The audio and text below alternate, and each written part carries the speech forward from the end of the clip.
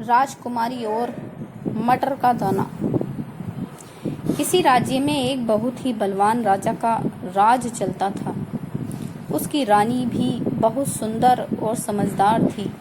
राजा रानी को एक पुत्र था।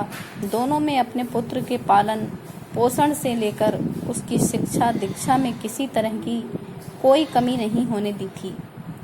राजकुमार भी बहुत सुंदर था। उसका व्यवहार विनम्र था और वह हर से एक सुयोग्य पुत्र व राजकुमार था।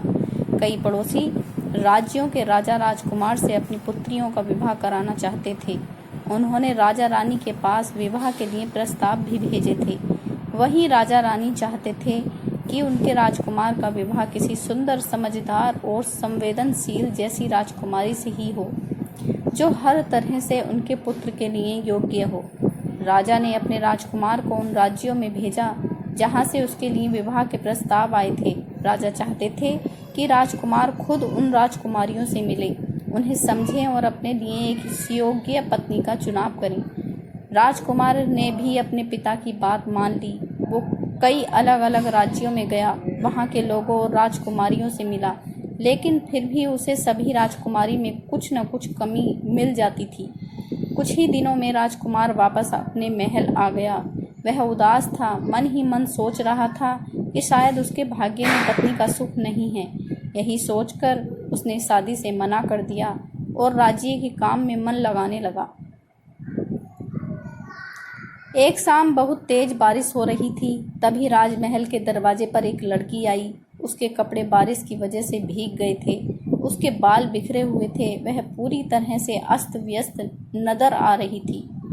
उसने दरवाजे पर खड़े सैनिकों को बताया कि वह एक पड़ोसी राज्य की राजकुमारी है जो बारिश की वजह से यहाँ पर फंस गई है।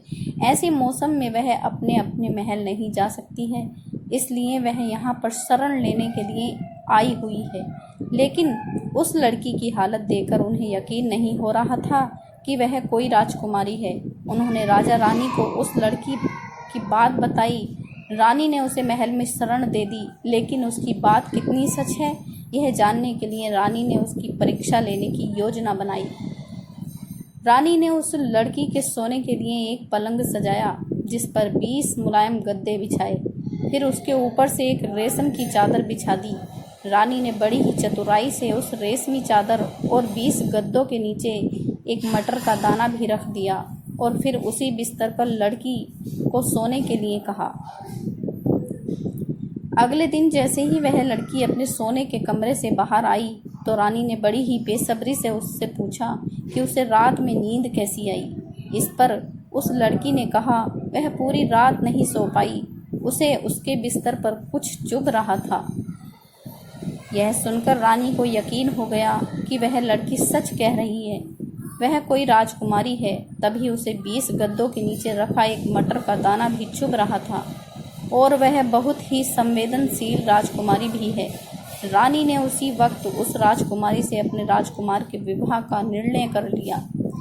राजा रानी खुद उस राजकुमारी को उसके राज्य में छोड़ गए और वहां पर जाकर उन्होंने उसके राजपिता से शादी का प्रस्ताव भी रखा।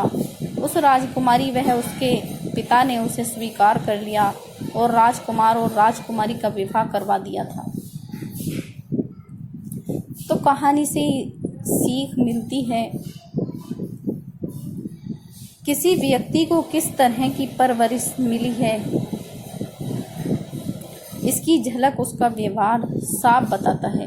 तो दोस्तों, आपको ये कहानी कैसी लगी इसे लाइक और सब्सक्राइब ज़रूर करना और ऐसी ही प्यारी कहानियाँ सुनने के लिए हमारे YouTube चैनल से जुड़ना। धन्यवाद।